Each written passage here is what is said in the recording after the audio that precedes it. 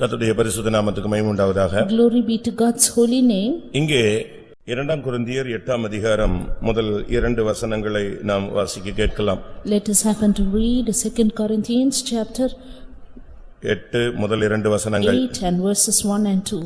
அன்றியும் சகோதரரே, மக்கதோனியா நாட்டு சபைகளுக்கு தேவன் அளித்த கிருபையை உங்களுக்கு அறிவிக்கிறோம். அவர்கள் மிகுந்த உபத்திரவத்தினாலே சோதிக்கப்படுகையில் கொடிய தரித்திரமுடையவர்களாயிருந்தும் தங்கள் பரிபூர்ண சந்தோஷத்தினாலே மிகுந்த உதாரத்துவமாய் கொடுத்தார்கள். நாம் பலவிதமான சபைகளை பார்க்க முடியும். In the word of God we see of various churches. வெளிப்படுத்தலில் 7 சபைகளுக்கு தூது அனுப்பப்படுகிறதை நாம் பார்க்க முடியும். We see the messages sent to 7 churches in Revelation. பழைய ஏற்பாட்டிலே தேவனுடைய ஜனங்கள் கூடி வருகிறதை சபை என்று வேதத்திலே அழைக்கப்பட்டிருக்கிறது. And gathering of the people of God in the Old Testament time is considered as the congregation. ஆனால் புதிய ஏற்பாட்டில் அப்படி அல்ல. While in the New Testament time not like that. ஆவிக்குரிய தேவனுடைய ஜனங்கள் கிறிஸ்துவின் சரீரமாகிய அந்த சபையில இணைக்கப்பட்ட ஜனங்கள் மாத்திரமே சபை ஜனங்கள் என்று அழைக்கப்படுகிறார்கள். Only the spiritual people of God who are knit with the church are called the church members. ஆனால் இன்றைக்கு நாம் பூமியிலே பார்க்கும் பொழுது பலதரப்பட்ட சபைகள், பல கூட்டங்கள் சபைகள் என்று அவர்கள் பெயர்களை வைத்து அழைக்கிறார்கள். Today we happen to see various fellowships, various Christian gatherings which they call a church. நாம் அதை குறித்து நாம் இப்பொழுது சிந்திக்க போகிறது இல்லை. We are not going to think about ourselves. இந்த மக்கதோனியா சபையினுடைய ஒரு தெய்வீக தன்மையை நாம் கற்றுக்கொள்ள வேண்டியது அவசியம். But we need to learn about the divinity which is in the church of Macedonia. ஒவ்வொரு சபையும் ஒவ்வொரு விதங்களிலே ஆவிக்குரிய தன்மையிலே வளர்ச்சியை கண்டிருந்தது.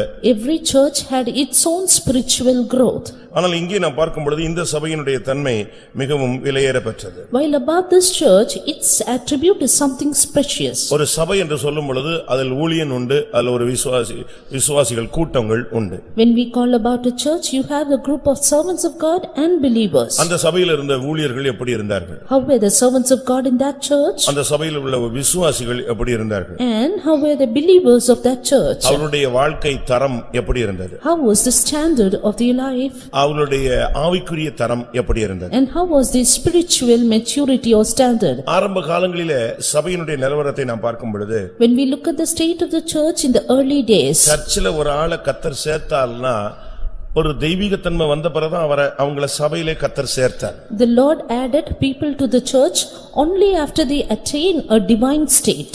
அப்போஸ்தலர் 2 அதிகாரம் கடைசி 47 வசனத்தை நாம் பார்க்கும் பொழுது Acts 2 the last verse was 47. ரட்சிக்கப்படுகிறவர்களை கர்த்தர் சபையிலே அனுதினம் சேர்த்துக் கொண்டு வருகிறார். The Lord added to the church daily such as should be saved. சபையிலே சேர்க்கப்படுகிற ஜனங்கள் அவர்கள் ரட்சிக்கப்படுகிறவர்கள். The people added to the church should be saved. அப்படிப்பட்ட ஜனங்களை மாத்திரம்தான் கர்த்தர் சபையிலே சேர்த்துக் கொண்டு வந்தார். Only such people were added by the Lord to the church. ரட்சிப்பு என்பது நாம் இயேசுவை ஏற்றுக்கொள்ளும் பொழுது நமக்கு கிடைக்கிற ஒரு ஸ்டார்டிங் ஸ்டேஜ்.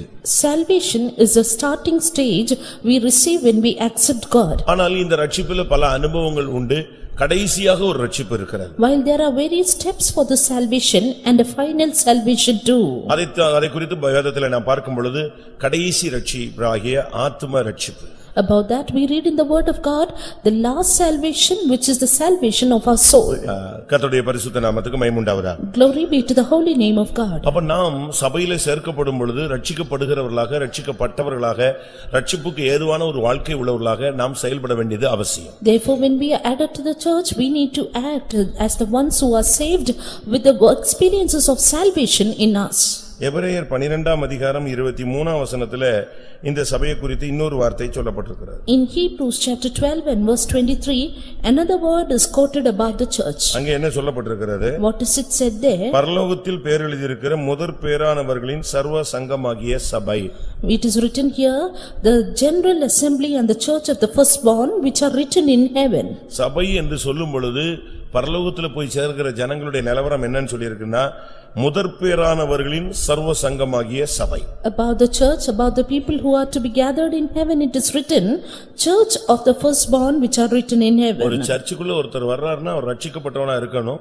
இரண்டாவது அவன் முதற்பேரானவர்களின் கூட்டத்திலே இணைக்கப்படணும். If a man should come to the church he should be first of all saved, nextly be listed in the group of firstborn. அதனால தான் எபேசியர் 5:27 கரை திரை பிழை முதலானவைகள் ஒன்றுமில்லாமல் மகிமையான சபைக்காக அவர் தன்னை ஒப்புக்கொடுத்தார் என்று சொல்லப்பட்டிருக்கிறது. That is why it is written in Ephesians 5:27 that he may present it to himself a glorious church, not having spot or wrinkle or any such thing. ஆரம்பகால சபைகள் எப்படி இருந்தது? How were the church in the early days? இன்றைய சபைகளுடைய நிலவரங்கள் என்ன?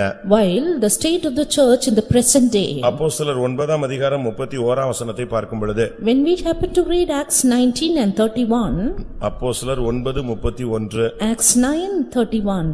அப்பொழுது யூதேயா கலிலேயா சமாரியா நாடுகளிலெங்கும் சபைகள் சமாதானம் பெற்று பக்தி விருத்தியடைந்து கர்த்தருக்கு பயப்படுகிற பயத்தோடும் பரிசுத்த ஆவியின் ஆறுதலோடும் நடந்து பெருகின.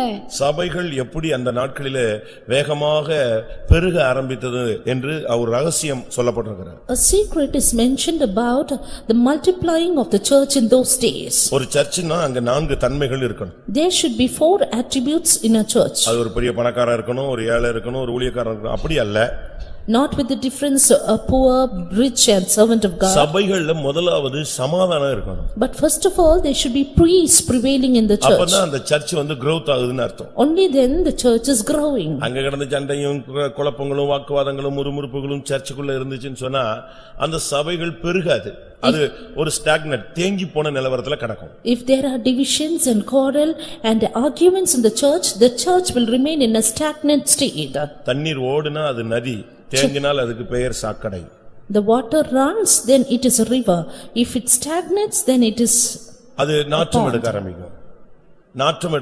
It will start to stink. நம்முடைய ஜீவியத்துல முதலாவது சபை என்று சொன்னால் அதுல சமாதானத்தை தேவன் எதிர்பார்க்கிறார். In our life, first of all, the Lord expects peace in the church. நாம சமாதானம் இல்லாம சமாதானம் பெற்றுக்கொள்ளும்படியாக தான் இயேசுவிடம் வந்தோம். Without peace, our Jesus is coming to receive those who are in peace. ஏனென்றால் இயேசு கிறிஸ்து நமக்காக வைத்து போன ஒரே ஒரு சொத்து, என்னுடைய சமாதானத்தை உங்களுக்கு வைத்து போகிறேன். Because the only possession our Lord Jesus left with us is, my peace I leave with you. அங்கிருந்து இங்க வந்துட்டு சமாதானத்தை தேடி இங்க வந்து சமாதானத்தை பெற்றுட்ட பின்பு இங்க வந்து நம்முடைய சமாதானத்தை கெடுத்தா அதை விட ஒரு புத்தியீனமான செயல் வேற ஒன்றுமே கிடையாது. Having come to this place, if we are going to lose the peace which God has given us, then nothing else is a greater loss. இரண்டாவது சபை என்பது பக்தி விருத்தி அடைந்த ஒரு தன்மையை கொண்டு வர வேண்டும். Nextly, church should bring about a state of edification. ஒரு சரியான ஒரு பக்தி விருத்தி இல்லைன்னு சொன்னா நம்ம சர்ச்சில் போனதுல பயன் இல்ல, அப்படி ஒரு சர்ச் இருந்தும் பிரயோஜனம் கிடையாது. If no proper edification, no use of a church and no use of going there. ஒரு பிள்ளையை நீங்க ஒரு ஸ்கூல்ல கொண்டு போய் சேர்க்கறீங்க. You admit a child to a school. அந்த ஸ்கூலுடைய நம்முடைய நம்பிக்கை என்னன்னா அங்க போனா நம்ம பிள்ளை நல்லா படிக்கும்னு. And we believe our child will do well. அங்க ஒரு கோச்சிங் இல்ல, டீச்சிங் இல்ல, ஒரு பிராக்டிஸ் இல்ல, ஒண்ணுமே இல்லனா நம்ம ஃபீஸ் எல்லாமே வீணா போய்டும். But if the coaching in that school is not well, then all our labor is in vain. உடனே நம்ம school மாத்துவோம். Soon we try to change the school. அதுபோல தான் சபை என்று சொன்னால் அங்க பக்தி விருத்தி அடையணும். So is it, there should be edification in the church. நீங்க இந்த சர்ச்சுக்குள்ள வந்துட்ட பிறகு உங்களுக்கு பக்தி விருத்தி அடைஞ்சிருக்கா? Having come to the church, are you edified? பக்தினா என்ன? What is godliness? பக்தினா என்ன? What is godliness? White and white போடுறதா? Is it putting white and white? இல்ல மீசை எடுக்கிறதா? Or removing your mustache? இல்ல விட நகையை கலத்துறதா? Or removing your jewels? எது பக்தி? What is godliness? யாக்கோபு 1ஆம் அதிகாரம் 27ஆம் வசனத்தை பாத்தீங்கன்னா James 1:27. பக்தியை பத்தி ஒரு வார்த்தை சொல்லப்பட்டிருக்கிறது. It is written about godliness. திக்கற்ற பிள்ளைகளும் விதவைகளும் படுகிற உபத்திரவத்திலே அவர்களை விசாரிக்கிறதும் உலகத்தால் கரைபடாதபடிக்கு தன்னை காத்துக் கொள்கிறதுமே பிதாவாகிய தேவனுக்கு முன்பாக மாசில்லாத சுத்தமான பக்தியாயிருக்கிறது. பக்தியினுடைய பியூர் godlinessங்கிறது அங்கதான் சொல்லியிருக்கு. And the pure godliness, the standard is mentioned here. அதாவது பக்தி, ஆனா அங்க சொல்லி இருக்கிறது பிதாவாகிய தேவனுக்கு முன்பாக மாசில்லாத சுத்தமான பக்தினா அது என்னது?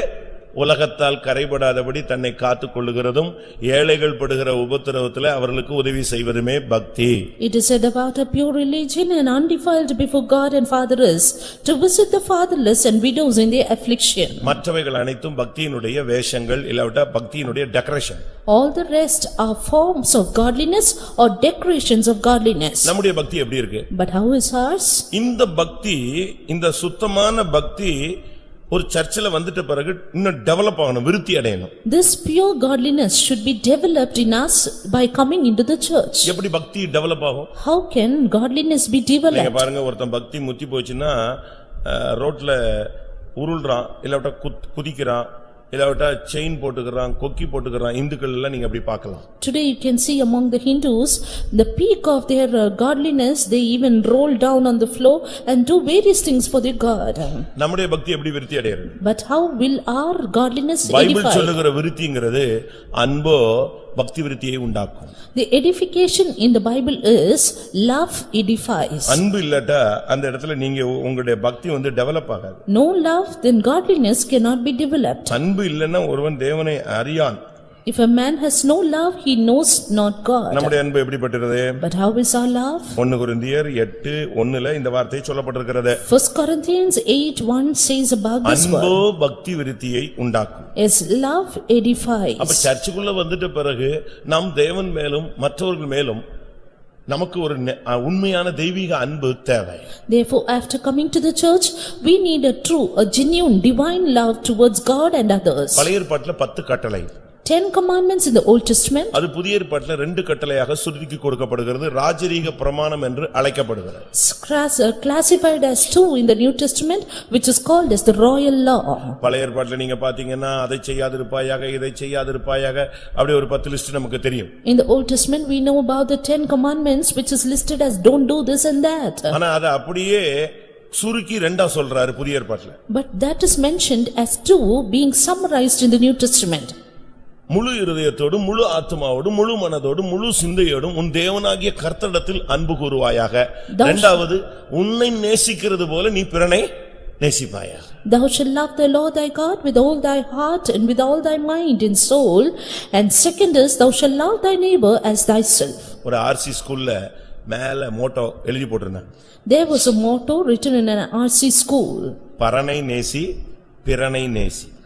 Love God, love neighbors. ரொம்ப சிம்பிளா அந்த ரெண்டையுமே இவன் இன்னும் டேப்லெட் மாதிரி சுருக்கிட்டான். Yes, they even summarized those 2 commandments into such a small thing. பரனை நேசி, கரெக்ட். பிறனை நேசி. Love God and love your neighbor. இந்த மார்க்கத்துக்குள்ள வந்துட்ட பிறகு ஆண்டவரை அதிகமா நேசிக்கணும், மற்றவங்களையும் அதே கிறிஸ்துவுக்குள்ளான அன்புல நேசிக்கணும். After coming into this religion, we need to love God much and even other Christians like ourselves. அப்படி இருந்தாதான் இந்த சபை பக்தி விருத்தி அடையும், நீங்கள் பக்தி விருத்தி அடைவீர்கள். Only then can this church be edified and you too be edified. மூன்றாவது சொல்லி இருக்கிறது கர்த்தருக்கு பயப்படுகிற பயம். Thirdly, it is said about the fear of God. அதுதான் ரொம்ப முக்கியமானது. That is very important. இது நம்ம சொல்லி கொடுத்து ஒருத்தனுக்கு வராது. And this cannot be done because we teach them. கர்த்தருக்கு பயப்படுகிற பயத்தை ஒருத்தன் போதிச்சு ஒருத்தனுக்கு கிடைக்காது. A man cannot teach a man about the fear of the Lord and he get it. ஒருவேளை ஒரு பிள்ளை நீங்க அடிச்சு உட்கார வைக்கலாம், நீங்க போன உடனே வெந்திச்சிருவான். You may beat a child and ask him to sit down. When you leave, he may get up. கர்த்தருக்கு பயப்படுகிற பயம்ங்கிறது அபிஷேகத்தினுடைய ஒரு portion. But fear of the Lord is a portion of the lesson of anointing. அபிஷேகம் சரியா இருந்தா கர்த்தருக்கு பயப்படுகிற பயம் தானா வரும். If the anointing is in us in a right way, then fear of the Lord will be automatic in our lives. ஏசாயா 11:2. Isaiah 11:2. ஞானத்தையும் உணர்வையும் அருளும் ஆவியும், ஆலோசனையும் பலனையும் அருளும் ஆவியும், அறிவையும் கர்த்தருக்கு பயப்படுகிற பயத்தையும் அருளும் ஆவியுமாகிய கர்த்தருடைய ஆவியானவர் அவர் மேல் தங்கி இருப்பார். அப்ப கர்த்தருக்கு பயப்படுகிற பயம் என்பது அபிஷேகத்தினுடைய ஒரு பிரதிபலிப்பு. Therefore, fear of the Lord is only a reflection of the anointing. அந்த அபிஷேகம் நமக்குள்ள இருக்கும்போது நம்ம ஆட்டோமேட்டிக்கா கர்த்தருக்கு பயப்படுகிற ஒரு மனிதர்களாக மாறுவோம். When that anointing is within us, we will become people who automatically fear God. இப்ப நம்ம சப்ஜெக்ட்டுக்கு வருவோம். Now let us come to our subject. 2 கொரிந்தியர் 8:2 பார்க்கும் பொழுது 2 Corinthians 8:2. இந்த மேசிடோனியன் சர்ச், அதாவது மக்கதோனியா சபை, முதலாம் வசனத்துல அந்த சபைக்கு ஒரு விலையேற பெற்ற கிருபையை கர்த்தர் கொடுத்திருந்தார். As to this church at Macedonia, the Lord has given him the precious grace. தேவன் அளித்த கிருபை. Grace of God. அந்த சபைக்கு தேவன் அருமையான அழகான நிறைவான ஒரு கிருபையை கொடுத்திருந்தார். As to that church, the Lord had given or bestowed the grace of God in all its fullness. ஒரு மனிதனுக்கு திறமை இருக்கலாம், ஆனா கிருபை இல்லைன்னா அந்த திறமை வொர்க் அவுட் ஆகாது. A man may have ability, but without grace it cannot be worked out. நீங்க பாருங்க, ஊழியத்துல கூட ரொம்ப கிருபை திறமை உள்ளவங்க இருக்காங்க. Even in the ministry you can see much capable people. ரொம்ப டாலண்டா எல்லாமே வொர்க் பண்ணுவாங்க. They may be highly talented. திருப்பி கொஞ்ச நேரத்துல பாத்தீங்கன்னா அவங்க இருக்க மாட்டாங்க. மாட்டாங்க. But sometimes after few days they will be no ஐயோ more. என்ன அருமையான இருந்தாங்க போயிட்டாங்கன்னா அவங்களுக்கு திறமை இருந்துச்சு, அதுல என்ன இல்லாம போயிடுச்சு, கிருபை இல்லாம போயிடுச்சு. And we may wonder as to why they could not stand up. That is because they had the ability but no grace of God. திறமையில இருக்கிறவனை தள்ளிரலாம், கிருபையில இருக்கிறவனை தள்ள முடியாது. You can pull down a man who stands in his ability but not a man who stands in the grace of God. திறமையில நிக்கிறவனை ஒருத்தனை தட்டிரலாம். You can pull down a man who stands in his own ability. ஆனா கிருபையில நிக்கிறவனை தட்ட முடியாது. ஏன்னா அவனுடைய அஸ்திவாரம் எங்க இருக்கு? தெய்வத்திட்ட. But that cannot be done with a man who stands in the grace of God because his foundation is upon God. அதனால தான் பழைய ஏற்பாட்டில் தீர்க்கதரிசனத்துல ஒரு வசனம் உண்டு, அவனுடைய திறமையுள்ள வாலிபர்கள் எல்லாம் கொலைக்களத்துக்கு போய் இறங்குகிறார்கள். That is why there is a prophetical word in the Old Testament which says all his able youths are getting down to the valley of slaughter. திறமையுள்ள வாலிபர்கள் ஆனா இப்போ வேற வழியே இல்லாம கொலைக்களத்துக்கு போய்கிட்டு இருக்காங்க. They are able young men but now no other way they land up to the valley of slaughter. அப்படி ஒரு வசனம் பழைய ஏற்பாட்டில் தீர்க்கதரிசன புத்தகத்துல உண்டு. There is a word like that in the prophetical book in the Old Testament. என்ன திறமை இருந்தும் கொலைக்களத்துக்கு போயிட்டா என்ன பிரயோஜனம்னு நீங்க யோசிக்கிறீங்க? Just you think what is the use of going to the threshing floor of slaughter, whatever your ability may be. நாம கொலைக்களத்துக்கு போயிட்ட பிறகு நமக்கு இருந்து என்ன பிரயோஜனம்? After going to that place, what is the use of us being alive? அப்படி ஒரு வசனம் பழைய ஏற்பாட்டில் இருக்கிறது. There's that verse in the Old Testament.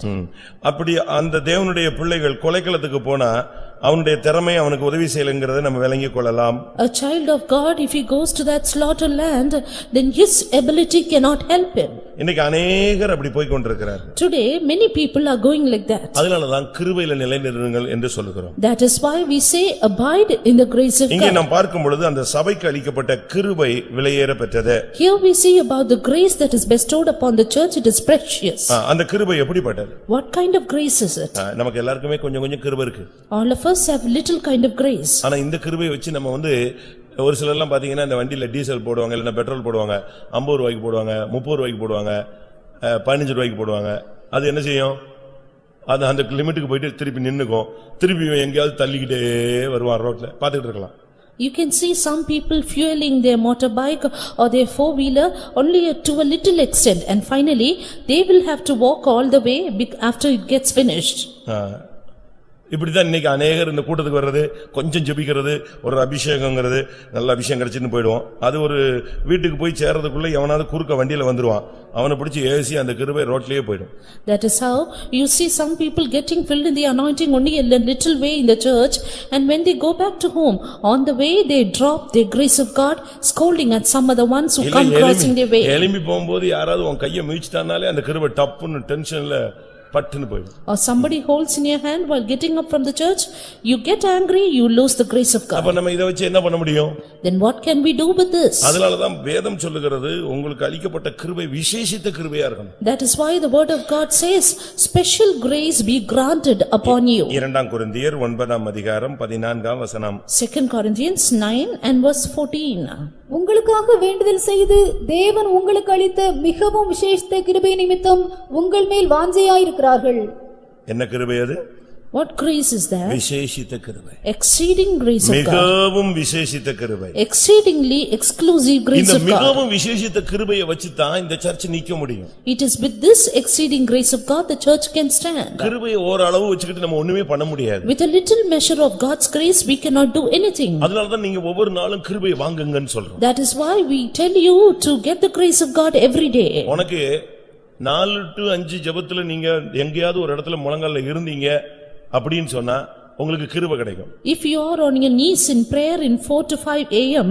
then you will get grace of God. அது புதிய கிருபையா கிடைக்கும். That will be a grace afresh. ஒருவேளை நீங்க 5 to 6 ஜெபிக்கலாம். Or you may pray 5 to 6. அப்போ உனக்கு இரக்கம் கிடைக்கும். Then you get the mercy of God. 6 to 7 கூட நீங்க லேட்டா தூங்கிட்டு மெல்ல எழும்பி ஜெபிக்கலாம். உனக்கு ஒருவேளை தயவு கிடைக்கும். Then you get to sleep and go up at 6 to 7 for prayer, you get the favor of God. இல்ல நான் 7 மணிக்கு முன்னால எழும்பனதே கிடையாது.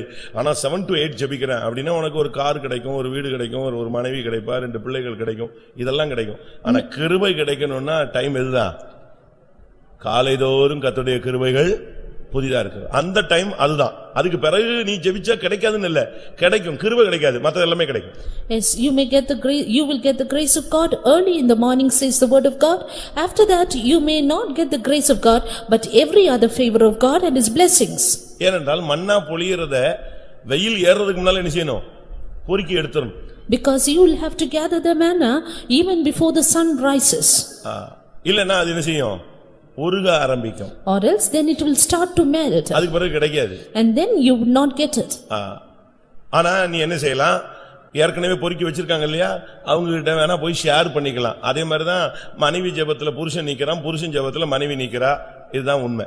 And that is why today people stand in the prayer of others. They try to share the manna which is gathered by other people. புரியுதா உங்களுக்கு? பையன் புருஷன் எழும்பலங்க, மன்னா பொறுக்க வரல, இல்ல மனைவி வரல, இல்ல பிள்ளை வரல. இந்த தாய் என்ன செய்வா? இல்ல இந்த புருஷன் என்ன செய்வான்? அவன் பொறுக்கி எடுத்து கொண்டு வந்ததுல என்ன செஞ்சாகணும்? இவங்க சாப்பிடணுங்கும் போது அவங்க கொஞ்சம் கொடுத்தாகணும், இவங்க அதை வச்சு எடுக்கணும்.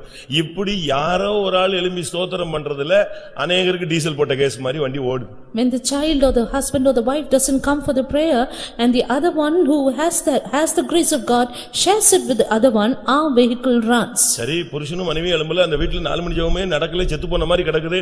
ஆனாலும் காலையில எழும்பி நல்லா போறானே, இங்க ஒரு ஃபெய்த்தம்ல இருந்து டீசல் போடுறாங்க, இங்க மண்ணாவை எடுத்து வைக்கிறாங்க. ஆண்டவரே எங்க விசுவாசிகள் அங்க இருக்கா இங்க இருக்கான்னு இவங்க ஜெபம் பண்றாங்க பாருங்க.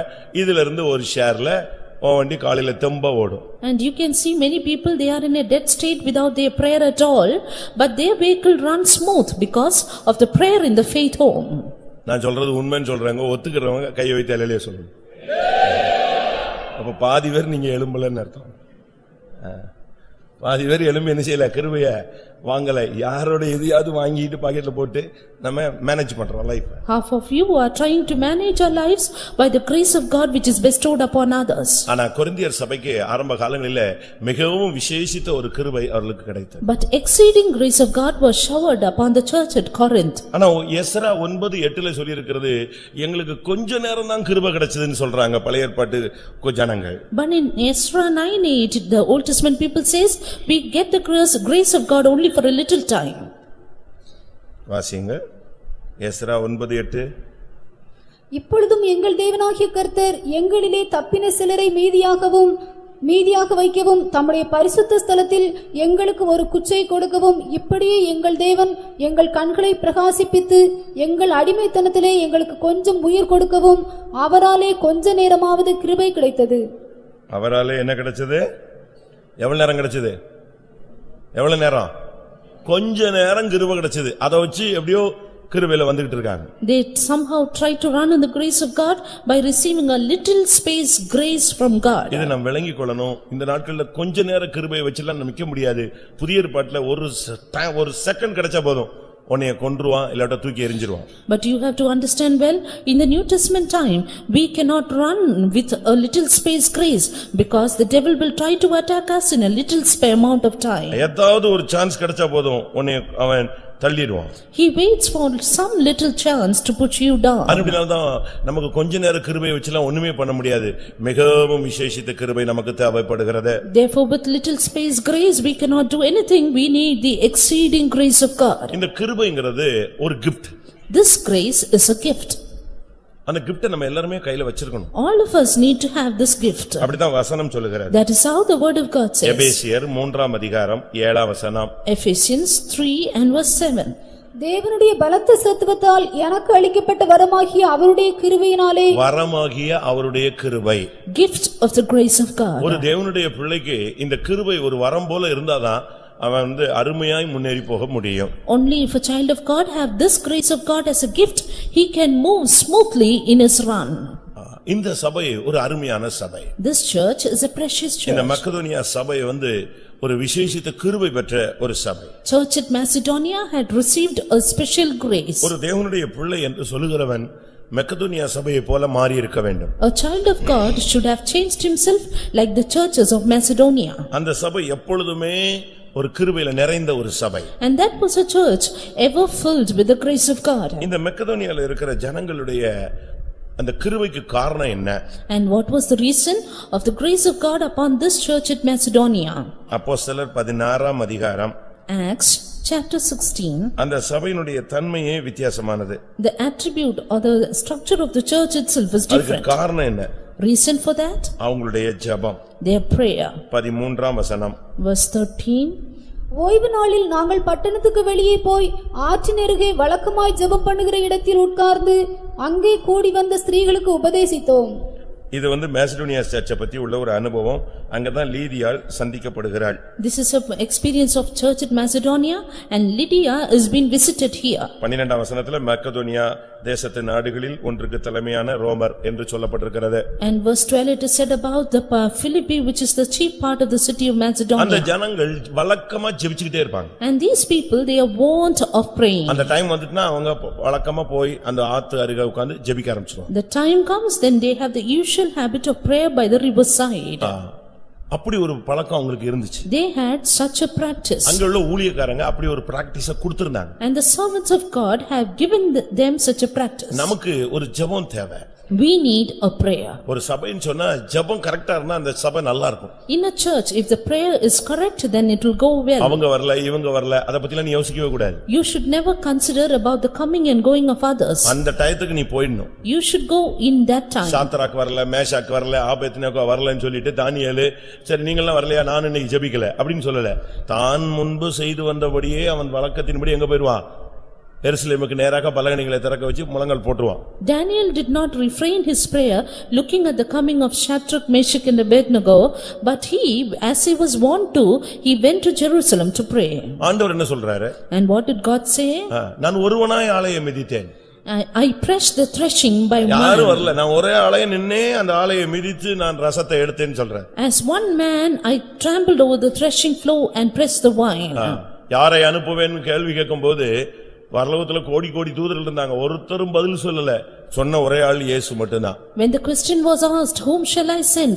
There were crores of angels in heaven, but no one answered, only Jesus answered. இந்த ஜனங்கள் கரெக்ட்டா ஜெபத்தை போய்டுவாங்க. These people went for the prayer in time. நமக்கு அந்த பிராக்டீஸை விட்டுறவே கூடாது. We should never forsake this habit. நம்ம மிஷனுடைய கான்செப்டே எப்படின்னா பாஸ்டர்ஸ் சிஸ்டர்ஸ் இவங்க எல்லாம் மாறிட்டே இருப்பாங்க, வந்துகிட்டே இருப்பாங்க. அது rotation. That is the concept of our mission. Pastors and sisters will keep changing. ஆனா உன்னுடைய prayer lifeல சேஞ்சிங் வரவே கூடாது. வேணும்னா இன்னும் டெவலப் பண்ணலாம். 1/4 மணி நேரம் ஜெபிச்சாலும் 1/2 மணி நேரம் ஜெபிக்கலாம். 1/2 மணி நேரம் ஜெபிச்சாலும் என்ன செய்யலாம்?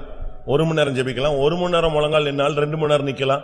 இப்படியே நம்மள டெவலப் பண்ணணுமே தவிர நீ வளர்பிறையாக இருக்கலாம், தேய்பிறையாக மாறக்கூடாது. But you should always never keep changing in your life in prayer. You should keep developing them and never get erased off from your prayer life. நீ குறஞ்சினா யாரா மாறிடுவ? தேய்பிறையாய் மாறினால் அமாவாசையாய் மாறுவாய். வளர்பிறையாய் வந்தால் நீ பௌர்ணமியாய் மாறுவாய். If you get decreased you will become no moon, but if you get increased you will become a full moon. ஜெபம் குறைய full dark ஒரு அழுத்தம். நீ ஜெபம் bright ஆக உன்னுடைய முகம், உன்னுடைய ஊழியம், உன்னுடைய ஜீவியம் எல்லாமே ஷைன் பண்ணும். When your prayer decreases, you will be pressed down by the darkness. But when your prayer increases, your face, your life, everything will shine. ஏனென்றால் அந்த சபையில பவுல் ஊழியக்காரனாக இருந்தார். Because Saint Paul was a minister of that church. அவனுக்கு ஒரு நாள் ஒரு சொப்பனம் கிடைக்கிறது. He one day had a dream. அதுக்கு முன்னால அவனுக்கு ஆசியாவுக்கு போகணும்னு அவனுக்குள்ளேயே ஒரு ஆசை. And just before that, he had a desire within himself to go to Asia. ஆசியால போய் ஊழியம் செய்யணும்னு புறப்பட்டான். He went to minister in Asia. பேக்கிங்லாம் முடிஞ்சு புறப்படும்போது சொல்றாரு ஆவியானவர் நீ போக கூடாதுங்கறாரு. When he was about to start, the Spirit of God says, you should not go there. பேசாம அமைதியா உட்கார்ந்துட்டான். He was silent. அதுக்கு அடுத்த நாள் மீசியாவுக்கு புறப்படுறதுக்கு ரெடி ஆயிட்டான். Next day he was ready to go to Mysia. இப்போ ஆவியானவர் சொல்றாரு நீ அங்கேயும் போக கூடாது. And now the Spirit of God says you should not go there also. நடத்திப்பு இல்ல. No leading. பேசாம உட்கார்ந்தார். He simply sat. ஜெபிச்சிட்டு இருக்கான். He was praying. அப்போ ஒரு தரிசனம் மக்கதோனியா சபையில இருந்து ஒருத்தன் எங்களுக்கு உதவி செய்யுங்க அப்படினு கூப்பிடுறான். Then he saw a vision of a man from Macedonia. He calling out unto him saying, come and help us. அப்போஸ்தலர் 16 6 7 8 9ல இந்த வசனங்கள் இருக்கிறது. Acts of the Apostles chapter 16 verses 6 through 9 we see about it. ஆண்டவருக்கு மக்கதோனியா சபையை குறித்து ஒரு தரிசனம் அங்க பவுல் போணும்ங்கிறது அவருடைய திட்டம். And it was God's plan that Paul should go to Macedonia and he gave him a a vision for that. ஆனா இவர் வேற எங்கேயோ ரூட்ல போறதுக்கு ட்ரை பண்றார். But Paul was attempting to go to some other route. ஆவியானவர் அவரை பரிசுத்த ஆவியானவர் அவரை தடை பண்ணினார் என்று 6ஆம் வசனம் சொல்லுகிறது. Verse 6 says, Holy Spirit of God forbid him for that. அடுத்த ரூட்ல போகும்போதும் 7ஆம் வசனத்துல அதை தடை பண்ணினார்னு சொல்லிருக்கு. Next route he got up, again the Spirit of God suffered him not. இப்ப மக்கெதோனியா சபைக்கு அனுப்பணும்னு ஆண்டவர் பேசுறார். Now the Lord talked that he should go to Macedonia. உடனே பவுல் அந்த இடத்துக்கு வந்து சேருகிறார். Soon Saint Paul reached that place. Pavul ஒரு ஊழியக்காரனா இருந்தா அந்த சபையில உள்ளவங்க எல்லாம் எப்படி இருப்பாங்க? If Saint Paul is a servant of God, how will the people of the church be? சபை விசுவாசிகள் ஊழியர்கள் சேர்ந்ததுக்கு பேர் தான் என்னது? சபை. Church is called as a gathering of the servants of God and believers. சரீரமும் தலையும் சேர்ந்தாதான் முழு சரீரம்னு பேரு. Head and body together is called the body. அப்ப இருதயத்துக்கு ஏற்ற ஒரு மேய்ப்பன் அந்த சபையில இருந்தா அந்த சபை எப்படி இருக்கும்? Therefore, when there is a shepherd after one's heart in that church, how will the church be? அது மாத்திரமல்ல, Not only that, அந்த சபையிலே தீமோத்தேயும் ஊழியக்காரனா இருந்தான். and even Timothy was a servant of God of that church. அடுத்து ஷீலா அந்த இடத்துல ஊழியக்காரனா இருந்தான். And not only that, Silas was a servant of God. இவங்க எல்லாமே அந்த நாட்களிலே ஊழியத்திலே அந்த சபையோடு இணைந்தவர்கள். All these people would knit together in the ministry of the church. அப்படிதான் பைபிள் சொல்லுகிறது. That's how the word of God says. அப்போஸ்தலர் 18:5. Acts 18:5. மக்கெதோனியாவிலிருந்து சீலாவும் தீமோத்தேயும் வந்தபோது மக்கெதோனியாவிலிருந்து யார் வரா?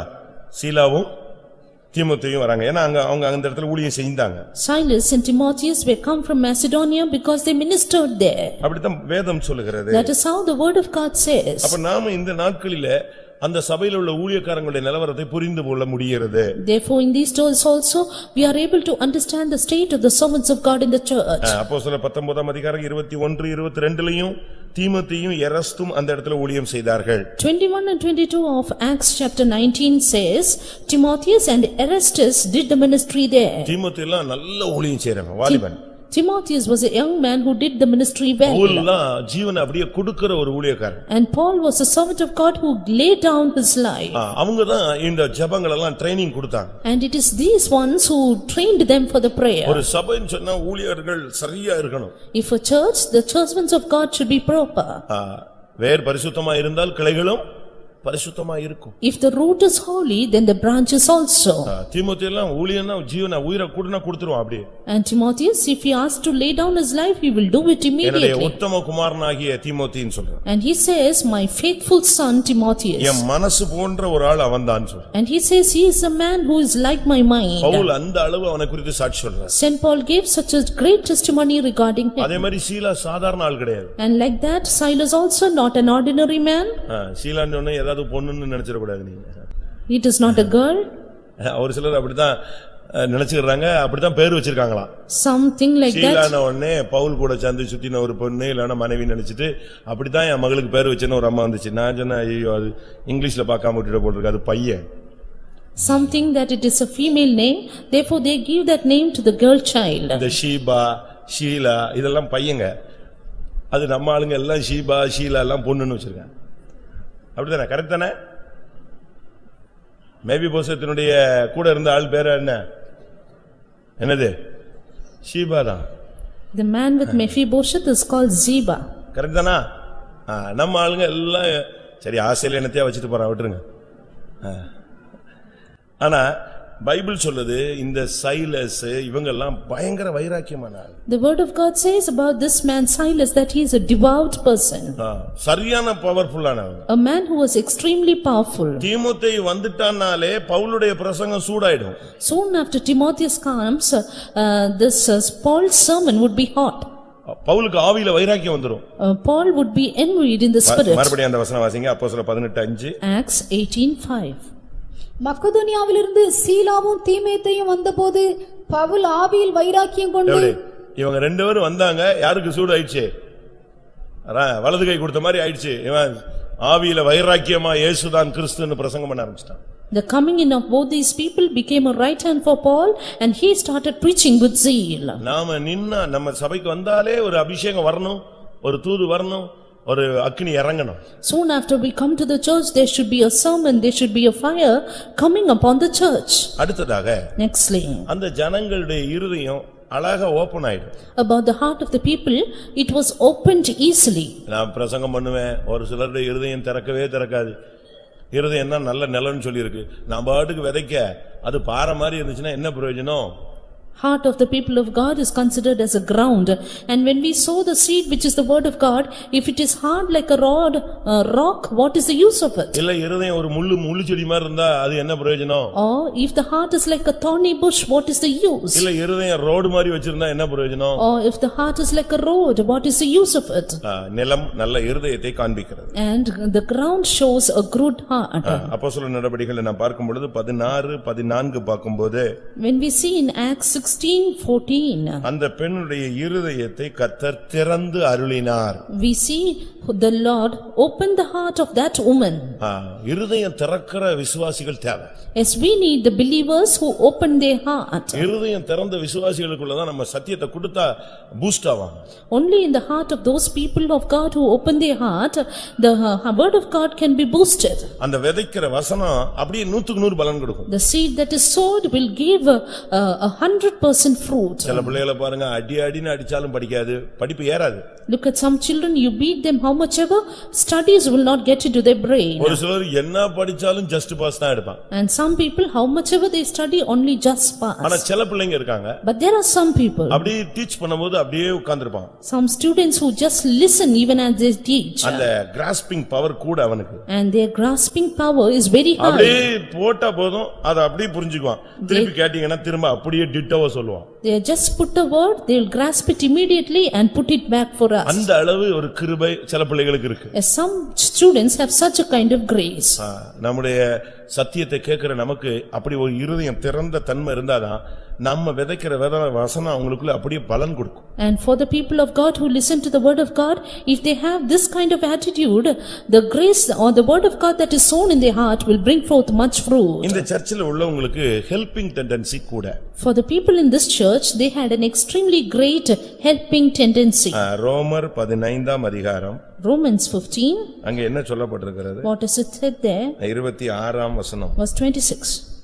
மக்கதோனியாவிலும் அகாயாவிலும் உள்ளவர்கள் எருசலேமில் உள்ள பரிசுத்தவான்களுக்குள்ளே இருக்கிற தரித்திரத்திற்காக சில பொருள் சகாயம் செய்ய விருப்பம் கொண்டிருக்கிறார்கள். மக்கதோனியால இருக்கிறவங்களுக்கு மத்தவங்களுக்கு உதவி செய்யணும்ங்கற மைண்ட் எப்பவுமே இருக்கும். For this people at Macedonia, they had the mind to help others always. பொருள் சகாயம் செய்ய அவர்கள் விருப்பம் கொண்டிருக்கிறார்கள். And they had the intention of contribution. ஒரு தேவனுடைய பிள்ளை என்று சொல்லுகிறவன் எப்பொழுதுமே ஒரு helping hospitality mindல தான் இருக்கணும் அவன். A child of God should always have a mind of hospitality. எத்தனை பேருக்கு அப்படி உதவி செய்யக்கூடிய அந்த மனசு இருக்கும்? How many of us have that helping tendency? மத்தவங்க நமக்கு உதவி செய்யணும்னு நம்ம எதிர்பார்க்கிறோம்.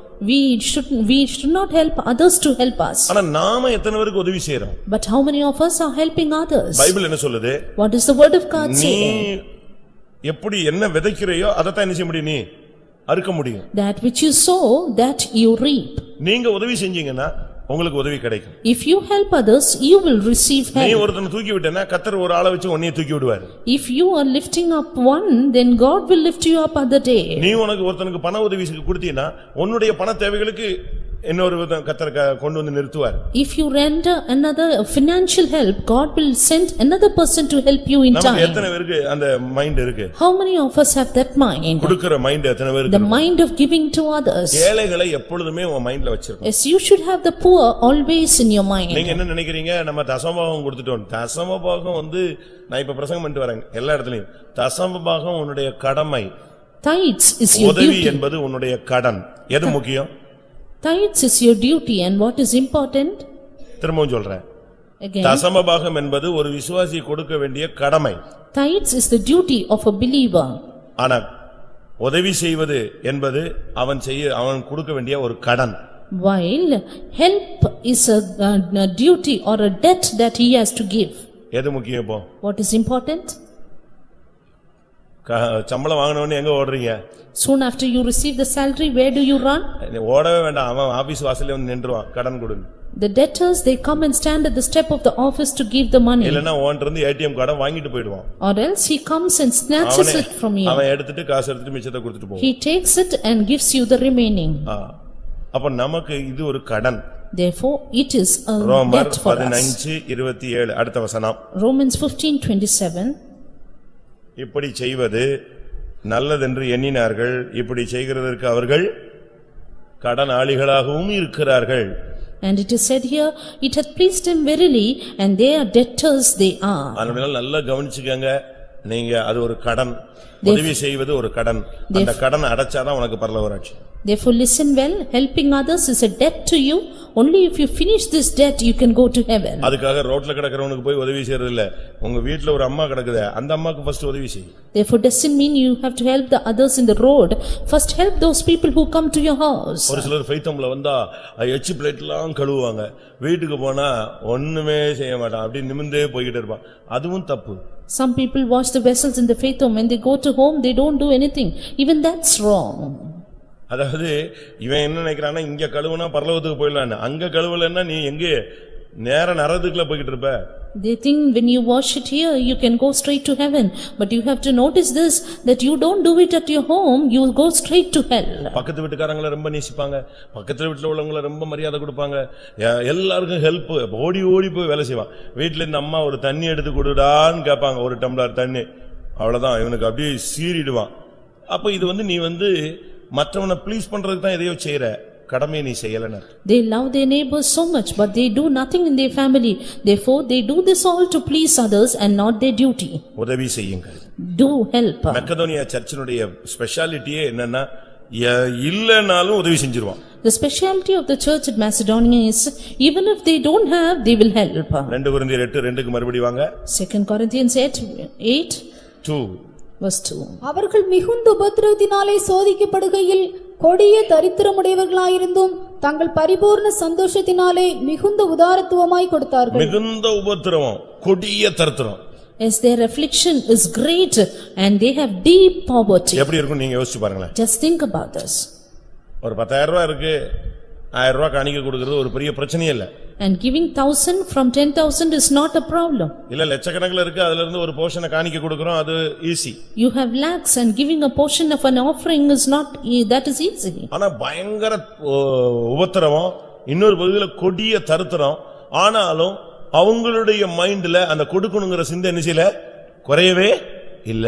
But their trial is or affliction is great.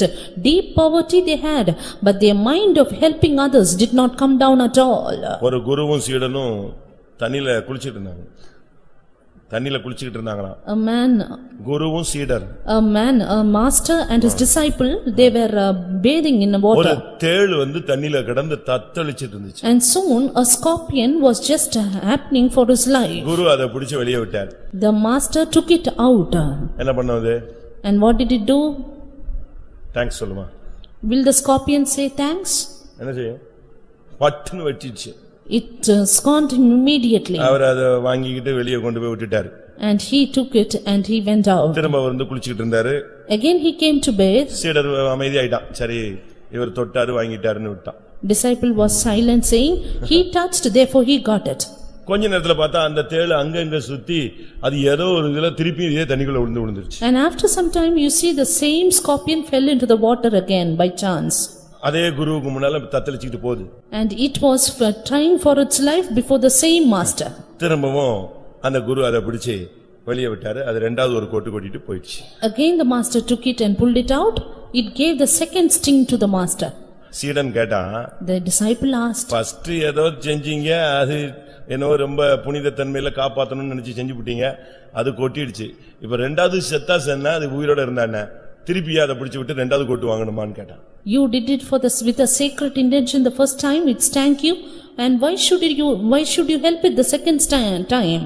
அப்ப அவர் சொன்னாரு. Then he said, அதனுடைய புத்தி கொட்றது, என்னுடைய புத்தி உதவி செய்யறது. இதுதான் ரெண்டு பேருக்கும் உள்ள டிஃபரண்ட் இவ்வளவுதான். Its understanding is only to stink, while my understanding is to help. That's the difference. உங்களுக்கு புரிஞ்சிருச்சா? அது அதனுடைய புத்தி நீ 100 ட்ரிப் எடுத்து விட்டாலும் என்ன செய்யும்? அது கொட்டும். Its tendency is only to stink how many times you help it. ஆனா உன்னுடைய டெண்டன்சி என்ன எப்படி இருக்கணும்னா, அது கொட்டுதோ இல்லையோ அது ஜீவன் போறதுக்குள்ள அதை காப்பாத்தணும். While your tendency should be to help for its life, whether it stings or not. நமக்கு எத்தனை பேருக்கு இப்படி உதவி செய்ய முடியும்? How many of us will be able to help this way? ஒரு நாள் சாப்பாடு கொடுப்பாங்க.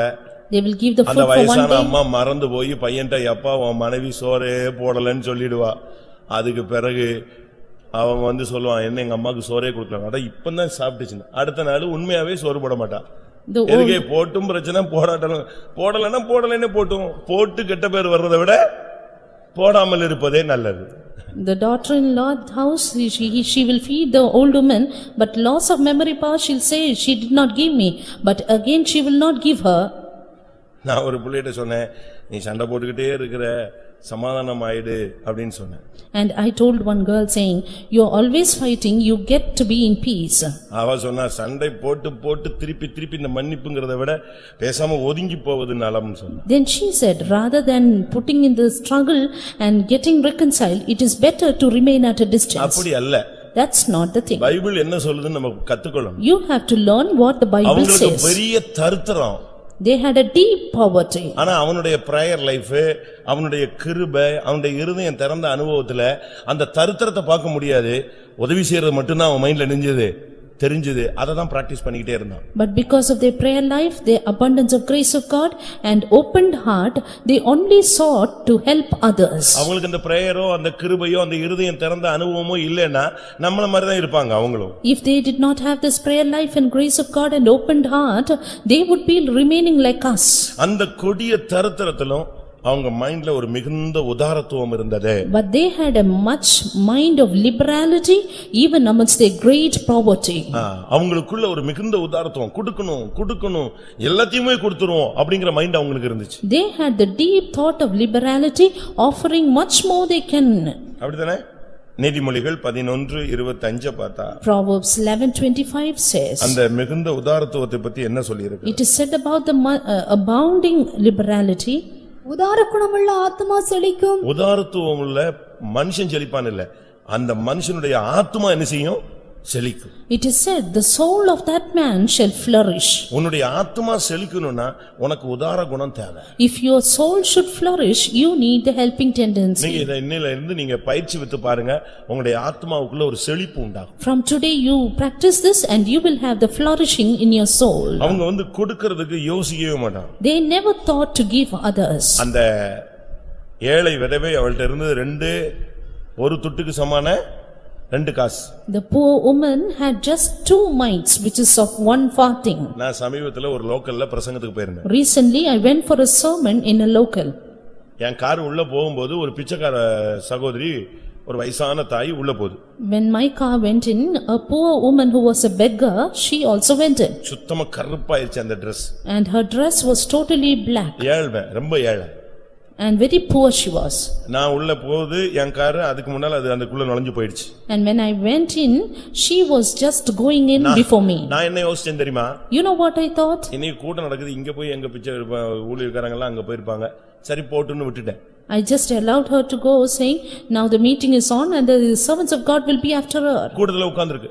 And she came for the meeting. நான் பிரசங்கம் ஸ்டார்ட் பண்ணா அது எந்திச்சு நேரா என்கிட்ட வருது. When I started the sermon, she came straight to me. நான் சொன்னேன், இத பிடிச்சு அங்க உட்கார வைன்னு சொன்னேன். I said, you take her and ask her to sit உடனே there. ஒரு பையன் போய் பிடிச்சு அதுல உட்கார வச்சான். Soon a boy made her to sit there. பிரசங்கம் திருப்பி ஒரு 1/4 மணி நேரம் பேசினேன், திருப்பி எந்திச்சு நேரா ஸ்டேஜுக்கு வந்துச்சு. Again 15 minutes of that sermon, she came straight to the stage. ஒரு பையன் ஓடி போய் இழுத்துட்டு போயிட்டான். A boy took her and caught her and went. எதுவும் பண்ணிராத, எங்கயாவது ஒரு ஓரத்துல உட்கார வை. I said, you don't harm her, ask her to sit her some corner. திருப்பியும் பிரசங்கம் போச்சு, எந்திச்சு வந்துருச்சு. Again during the sermon she came up. எனக்கு ஒண்ணும் ஓடல.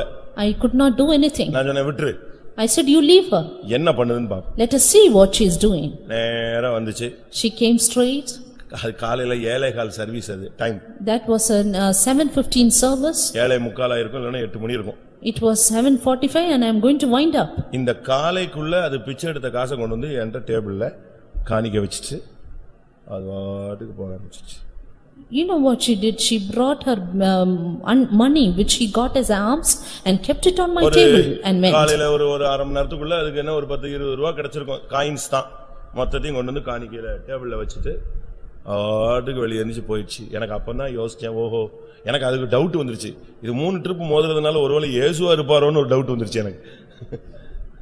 I doubted if she would be Jesus because she came thrice. ஒருவேளை இது நம்ம என்னத்தையா துரத்தி விட்டு கடைசில நமக்கே சீட் இல்லாம போயிட கூடாது. And if you cast her out, finally it would end up in my judgment. அப்படின்ட்டு தான் 3rd டைம் சான்ஸ் கொடுத்து விட்டுட்டேன். ஆனா அது ஒரு பெரிய பிரசங்கத்தை பண்ணிட்டு போயிடுச்சு. Therefore I left it for a chance and she taught me a great sermon. நான் சொன்னேன், Then I said, இன்னைக்கு இருக்கிறதுல எத்தனை பேர் தசமபாகம் எடுத்து வந்தீங்கன்னு தெரியாது. I don't know நீ how many. சம்பாத்தியத்துல தசமபாகம் கொடுக்கற அந்த தாய் பிச்சை எடுத்தத அப்படியே நெஞ்சிருச்சு, போட்டு போயிடுச்சு. You give tithes. தசமபாகம் அல்ல, பிச்சை எடுத்ததுல தசமபாகம் கொடுக்கல, பிச்சை எடுத்ததுல எதை கொடுத்து போச்சு?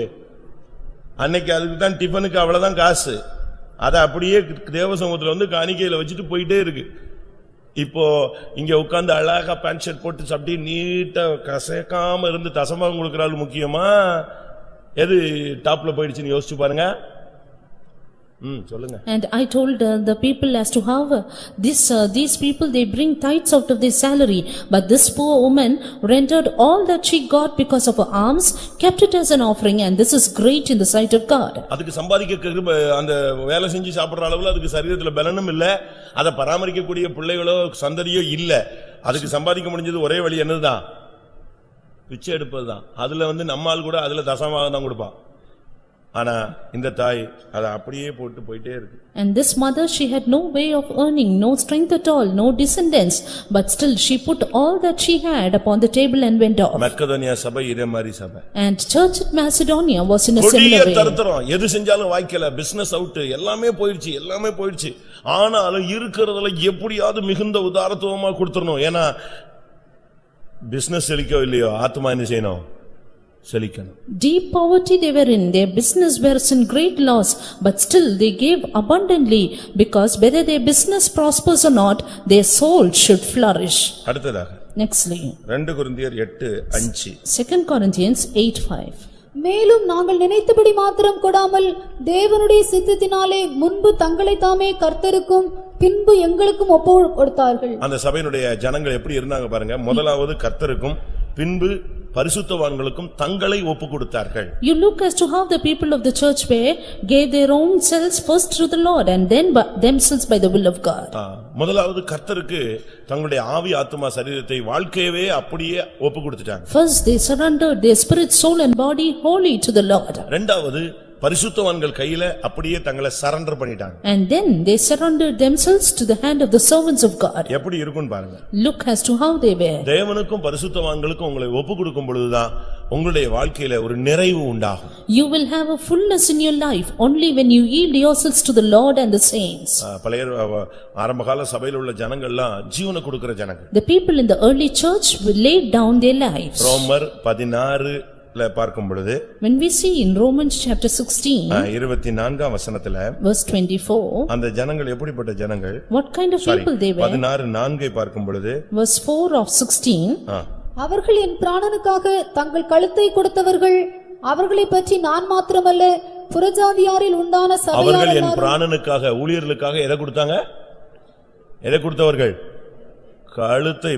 என்னுடைய பிராணனுக்காக தங்களுடைய கழுத்தையே கொடுத்துருவாங்க. They lay down their own necks for my life. கலாத்தியர்ல 4 அதிகாரம் 14-15 பார்க்கும் பொழுது, again in Galatians 4:14 and 15, எனக்காக அவர்கள் கண்களை கூட பிடுங்கி கொடுக்க ரெடியா இருந்தாங்க. they were ready to give their own eyes, pluck their eyes for me. கர்த்தரை நேசித்தது மாதிரி பரிசுத்தவான்களை நேசித்தார். They loved the saints even as they loved the Lord. அவங்களுக்கு வாழ்க்கையில முக்கியத்துவம் கொடுத்தார்கள். And they gave that importance in their life. அதுதான் நம்முடைய வாழ்க்கையில கரெக்ட்டா நம்ம கொண்டு போகும். And that will take us right in our way. ஏனென்றால் தேவன் சபையை அப்படிதான் ஒரு கான்செப்ட்ல வச்சிருக்கிறார். Because the Lord has kept the church in that concept. அந்த நடத்திப்புங்கற கண்ட்ரோல்ல தான் வச்சிருக்கிறார். It is totally under the control of leading. அத நாம் சரியான விதத்துல அவங்க தேவனோடும் பரிசுத்தவான்களோடும். And therefore first of all to the Lord and then to the saints we ought to be. உன்னுடைய வலது கை கர்த்தருடைய கையில பிடிச்சிருந்துச்சுனா இடது கை யார் பிடிச்சிருக்கணும்? ஒரு குழந்தையை கொண்டு வராங்கன்னு வெச்சுக்கங்க. If they bring a child, ஒன்னு அம்மா இந்த சைடுல அப்பா இந்த சைடு, யாராவது ஒரு ஆள் ரெண்டு பேரும் ஆளுக்கு ஒரு கை அணிஞ்சிருப்பாங்க, பிடிச்சிருப்பாங்க. And their parents, father and mother will hold the hand of the child in either side. அதுபோல உன்னுடைய கையில ஒரு கையை பரிசுத்தவான்கள் பிடிச்சிருக்கணும், ஒரு கையை தேவன் பிடிச்சிருக்கணும். அப்பனா உனக்கு பிரச்சனையே கிடையாது. So is it even in your life? God should hold one of your hand and saints the other hand, then you will have no problem in your life. அவங்களுக்கு சர்ச்சை பத்தி எப்பொழுதுமே மைண்ட்ல இருந்துகிட்டே இருக்கும். And these people had always the thought of the church. 2 கொரிந்தியர் 2 Corinthians 11:9 11:9. நான் உங்களோடு இருந்து குறைவுபட்ட போதும் ஒருவரையும் நான் வருத்தப்படுத்தவில்லை. மக்கதோனியாவிலிருந்து வந்த சகோதரர் என் குறைவை நிறைவாக்கினார்கள். மக்கதோனியாவுல அந்த சர்ச் பாருங்க, அவங்க எப்படி ட்ரைனிங் கொடுத்து வச்சிருக்காங்க பாருங்க. See how they trained the church at Macedonia. இப்ப பாருங்க ஒரு பெரிய இயற்கை அழிவு வந்துருச்சுன்னு சொன்னா இந்த ஃபயர் சர்வீஸ் ஆளுங்களை வச்சு ரெஸ்கியூ பார்ட்டியை வச்சு ஒண்ணுமே பண்ண முடியாது. If there is a great vast destruction, you can do nothing with the fire service personnel. இவங்க வந்து ரெஸ்கியூமாங்க, ஆனா இவங்களால ஒரு லிமிட்டுக்கு மேல என்ன செய்ய முடியாது, ஒண்ணுமே பண்ண முடியாது. இதுக்குன்னே கமாண்டர்ஸ் தனியா வச்சிருக்காங்க கவர்மெண்ட்ல. Because these fire service personnel, they call themselves a rescue team, but they can do nothing beyond the limit. Therefore the government has the commandos for this. அதுபோல ஆரம்ப காலங்களிலே சபைகளில் தேக்க நிலைகள் வந்த பொழுது, குறைவுகள் வந்தபோது மத்த சர்ச்சு ஹெல்ப் பண்றதோ இல்லையோ, மக்கதுனியாவில் இருக்கிற ஒரு பிரதர் வந்துட்டான், ஒரு விசுவாசி வந்துட்டான்னா உடனே என்ன ஆயிரும், அந்த குறைவு என்ன செய்யும், நிறைவாக்கப்பட்டுவிடும். It is in like way, if there is a lacking in any of the early churches, if a brother comes from Macedonia, then all their lacking will be fulfilled. மக்கதோனியாவிலிருந்து வந்த சகோதரர் என் குறைவை நிறைவாக்கினார்கள். And the brethren which came from Macedonia supplied my lacking. இதுதான் அந்த சர்ச்சினுடைய பெரிய தன்மை. This is the speciality of that church. நம்முடைய சபையினுடைய நிலவரம் எப்படி? What is the state of our church? நம்முடைய நிலவரம் எப்படி? What is our state? நம்மில் எத்தனை பேருக்கு அந்த விசேஷித்த கிருபை இருக்கிறது? How many of us have that special grace? எத்தனை பேர் ஜெபிக்கிறவர்களாய் மாறி இருக்கிறோம்? How many of us are the prayerful ones? நம்மில் எத்தனை பேருடைய இருதயம் விசாலமாய் திறந்த இருதயமாக இருக்கிறது? How many of our hearts are broad and opened? நம்மில் எத்தனை பேருக்கு உதவி செய்யக்கூடிய அந்த மனப்பான்மை இருக்கிறது? How many of us have the helping tendency? அது கிறிஸ்துவினுடைய சுபாவம். This is the nature of Christ. அவர் வந்து தன்னுடைய ஜீவனை நமக்காக கொடுத்தார். He gave his life for our sake. இவ்வளவாய் உலகத்தில் பிதா அன்பு கூர்ந்தார், அவர் தன் ஜீவனை கொடுத்து இவ்வளவாய் நம்மில் அன்பு கூர்ந்தார். Father so loved the world, giving his own life for us. இவைகளுக்கு மத்தியில ரொம்ப சந்தோஷமா இருக்கிற ஜனங்க. Amidst all these, the people were very happy. நம்ம வந்து பாட்டு மட்டும் பாடுவோம். We sing the அத்திமரம் துளிர் song. விடாமல் போனாலும் நான் கர்த்தருக்குள் மகிழ்ச்சியா இருப்பேன். 15 ரூபாய் குறைஞ்சிருச்சுன்னா இவன் முகம் போற போக்கு பாத்தீங்கன்னா அது மகிழ்ச்சியா துக்கமா சோதனையான்னு கண்டுபிடிச்சிடலாம். We sing the song saying, though the fig tree shall not blossom, we will rejoice in the Lord. If there is a lack of 15 rupees, you look at the frown of our face. அவங்க பரிபூர்ண சந்தோஷத்தினால் மிகுந்த உதாரத்துவமாய் கொடுத்தார். But these people, they gave in all their liberality with wholeheartedness and அவங்களுக்குள்ள joy. இருந்த சந்தோஷம் வந்து நிறைவான சந்தோஷம். The joy in them was to the fullness. அவங்க வந்து துக்கப்படுறதே இல்ல.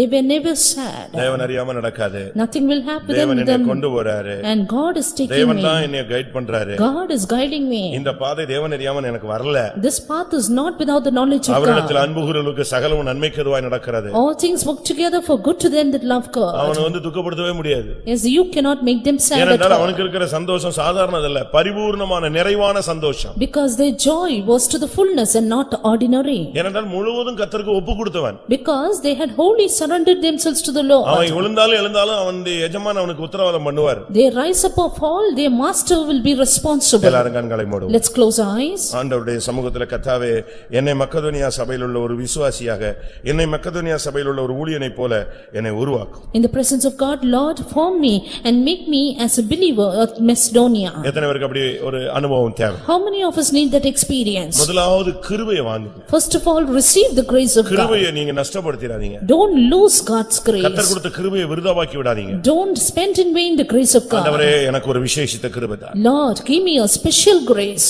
ஆண்டவரே, நான் ஜெபிக்கிறவனா என்னை மாற்று. Lord, make me a prayerful person. என்னுடைய இருதயம் கல்லாயிரக்கூடாது, அடைச்சிடக்கூடாது.